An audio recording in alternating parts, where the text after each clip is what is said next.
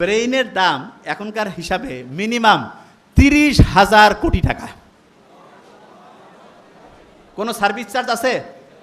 যে আল্লাহ যদি কইতো যে ঠিক আছে 1% করে টাকা দাও, ফকির হয়ে যাওয়া লাগবে না? এই ব্রেনটা যে দিয়েছে এটা কাজে লাগাইতে পারতেছি না কেন? 3টা জিনিস ব্রেনটাকে ধ্বংস করতেছে। এক নম্বরে কি? প্রফেসর মুখতার আহমেদ স্যার বলছে কিন্তু যে আমাদের ধৈর্য কম না? এই কি কম?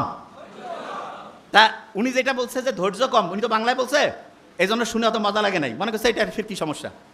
আপনি যদি আর্টিকেল পড়েন, আর্টিকেল মানে বিদেশি একেবারে কোটি কোটি ডলার খরচ করিয়া বিভিন্ন গবেষণা করে ওরা বাইর করছে। ওরা সেখানে বলছে কি জানেন, আপনার ব্রেইনের সবচেয়ে বড় সমস্যা হিসাবে তারা যেটা চিহ্নিত করছে সেটা তো ইংরেজিতে বলছে, কি নাম শুনেন? Attention deficit hyperactivity disorder. ওরে বাবা, এত বড় রোগ! এইখানে যারা আছি হয়তোবা আল্লাহর মধ্যে এরা তো ইসলামী, এদের হয়তো বেশিরভাগ জনের ব্রেন ভালো আছে, তবে সারা দেশের যদি চিন্তা করি 80% মানে 10 জনে 8 জনের, আমার সাথে একটু বলতে হবে, attention deficit hyperactivity disorder. এইটাকেই বাংলায় বলে কি? ধৈর্যের অভাব। এবং আপনি যদি ডাক্তারের কাছে যান, যদি আপনার এটা লিখে দেয় ADHD, কবে যে আপনার বিশাল বড় সমস্যা। তো কী ব্যাপার? যে এটা ট্রিটমেন্ট আমাদের কাছে আছে। কি ট্রিটমেন্ট দিবে শুনেন? বলবে যে আপনি ঠিক রাতে এশার নামাজ যখন হবে তারপরে মোবাইল টোবাইল দেখবেন না, ঘুমাবেন। ফজরে উঠবেন, উঠে আগে একটু চোখ বন্ধ করে থাকবেন, শুকরিয়া আদায় করবেন, তারপরে একটু এক্সারসাইজ করবেন, সকালে একটু হাঁটাহাঁটি করে সূর্যের দিকে তাকাবেন, সারাদিন সহজে বেশি মোবাইল বের করবেন না, দুপুরের পরে একটু দেখতে পারেন, আর কোন সময় কী কাজ করবেন এটা ডায়েরি মেনটেন করে লিখে লিখে করবেন। ফি হচ্ছে কয়েক হাজার টাকা নিয়ে নিবে। বুঝেন নাই?